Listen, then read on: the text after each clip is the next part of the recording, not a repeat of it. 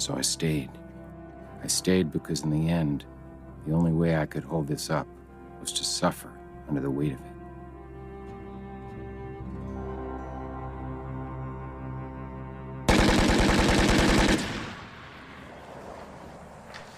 Ammo's tight, but we're running out of shit to load them into. Got to land on a new source through the Chinese. Should be up and running before the end of the month. We're losing ground, brother. I heard. You'll be my first order, I promise. Okay.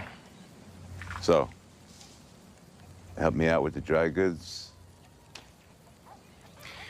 This room's got to be high end, man. Step into my office.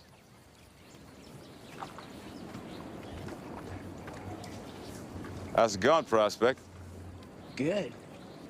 I can feel it. Wants to cure me.